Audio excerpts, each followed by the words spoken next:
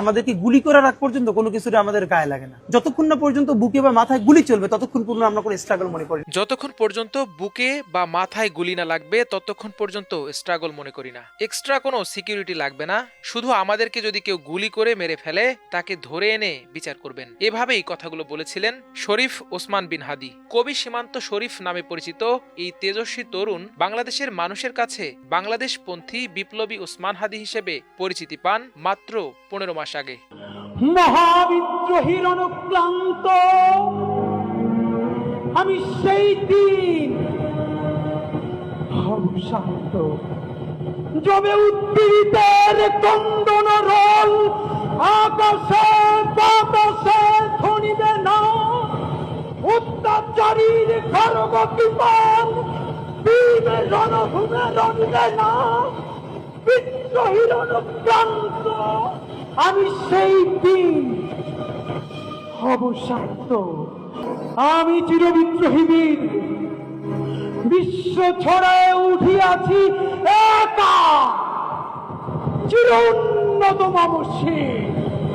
কিন্তু অগ্নিঝরা বক্তব্য আর দৃঢ়চেতা মনোভাবের কারণে ক্ষণিকের এই সময়েই তিনি জয় করেছেন কোটি মানুষের হৃদয়। 32 বছর বয়সী এই যুবক স্বল্প সময়ে হয়ে ওঠেন বাংলাদেশে ভারতীয় আধিপত্যবাদ ও ফ্যাসিবাদী আন্দোলনের প্রতীক।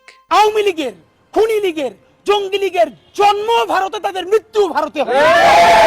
ওসমান হাদির আত্মপ্রকাশ হয়েছিল বাংলাদেশের চলমান রাজনৈতিক সংস্কৃতির আমূল পরিবর্তনের প্রেক্ষাপটে। জুলাই গণঅভ্যুত্থানের চেতনা জিইয়ে রাখতে তিনি গড়েছেন ইনকিলাব মঞ্চ নামের একটি সংগঠন। ভারতীয় সাংস্কৃতিক আগ্রাসন ও কালচারাল ফেসিজমের মোকাবেলায় গড়েছেন ইনকিলাব কালচারাল সেন্টারও।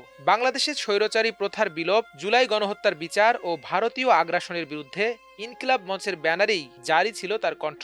হাদি সমালোচনা করতে ছাড়েননি বিএনপি, জামায়াত কিংবা প্রভাবশালী কাউকে।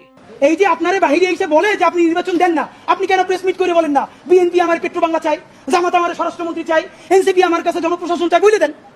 ধরেন আপনি বইলে দিচ্ছেন, করবে কি? মারবে। আপনি এমনি একদিন মরে যাবেন, আজীবন বাঁচবেন। আপনি বইলে দেন না, ওদের নেইতে কইলে দেন।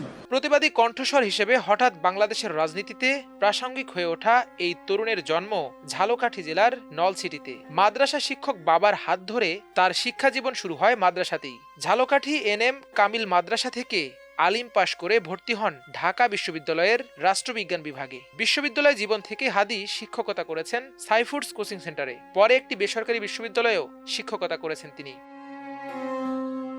গেল বছরের জুলাই আগস্টের অভ্যুত্থানের সময় রাজধানীর রামপুরা এলাকায় বসবাসের সুবাদে সেই অঞ্চলেই জড়িয়ে যান আন্দোলনে। হাসিনা পালিয়ে যাওয়ার পর জুলাই গণহত্যার দায়ে পলাতক প্রধানমন্ত্রী শেখ হাসিনা সহ খুনিদের বিচার ও আওয়ামী লীগ নিষিদ্ধের দাবিতে সোচ্চার হন হাদি। সেই থেকেই রাজনীতিতে পরিচিত হয়ে ওঠেন তিনি।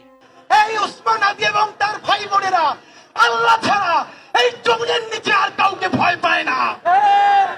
আসন্ন জাতীয় সংসদ নির্বাচনে ঢাকা ৮ আসনে স্বতন্ত্র প্রার্থী হিসেবে প্রতিদ্বন্দ্বিতার ঘোষণা দিয়েছিলেন ওসমান হাদি। ভোটারদের দেয়া ভালোবাসার টাকায় জনতার এমপি নির্বাচনের ধারণা ও নিয়মিত সেই টাকার স্বচ্ছ হিসাব প্রকাশ করেও সততার অনন্য নজির স্থাপন করেছেন হাদি।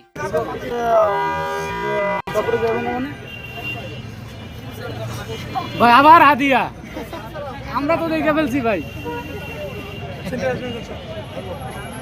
দেশের চলমান প্রথার বিপরীতে এসব ব্যতিক্রম কার্যক্রম হাদিকে যতটা জনপ্রিয় করে তুলেছিল ততটাই ক্ষোভ বাড়িয়েছে শত্রুদের। বিদেশের বিভিন্ন নম্বর থেকে আসতে থাকে হত্যার হুমকি, কিন্তু বিরামহীন হুমকি ন্যূনতম দমাতে পারেনি ওসমান হাদিকে। বরং তিনি দিয়েছেন গুলির সামনে বুক পেতে দেওয়ার ঘোষণা, দিয়েছেন শত্রুর সঙ্গেও ইনসাফের বার্তা। ইনসাফ, এই ধারণাটা আমাদের সমাজে এখন পর্যন্ত আমরা পরিষ্কার করতে পারি না। আমরা বারবার বলেছি আমাদের শত্রুর সাথে আমরা ইনসাফ চাই। হাদি ইনসাফ চাইলেও ইনসাফ চায়নি শত্রুরা। তার পরিণামে আততায়ীর বুলেট ঝাঁঝরা করেছে ওসমান হাদির মাথা। তারপর এক জীবন রক্ষার লড়াই, প্রথমে ঢাকা মেডিকেল, এরপর এভার কেয়ার হয়ে সিঙ্গাপুর। কিন্তু এক সপ্তাহের সমস্ত চেষ্টা ব্যর্থ করে ওসমান হাদি চলে গেলেন অনন্ত পথের যাত্রায়, বিধাতার সান্নিধ্যে। বাবার স্নেহ থেকে বঞ্চিত হলো হাদির 10 মাসের শিশু সন্তান। স্বামী হারা হলেন তার স্ত্রী, স্বজন হারালো তার পরিবার, আর দেশ হারালো লাল সবুজের পতাকা উঁচিয়ে আধিপত্যবাদের বিরুদ্ধে স্লোগান তোলা এক বিপ্লবী বাংলাদেশপন্থীকে। এক্সট্রা কোনো সিকিউরিটি লাগবে না, শুধু আমাদেরকে যদি কেউ গুলি করে মেরে ফেলে তাকে যেন ধরে বিচার করা হয়। আপনি যদি আজকে আমাকে, জাবেরকে, আমাদের টিমকে মেরে ফেলেন, এবং তার যদি বিচার করতে না পারেন তাহলে নতুন কেউ জন্মাবে না। শুধু এই জন্য তার বিচার করে ফেলতে হবে, আর কিছু স্পেশাল সিকিউরিটি লাগবে না। হাদির এই ঐতিহাসিক উক্তি রেখে গেল এক প্রশ্ন, আদৌ কি এ রাষ্ট্র হাদি হত্যার বিচার করতে পারবে? আরমান মুজাহিদ, আমার দেশ।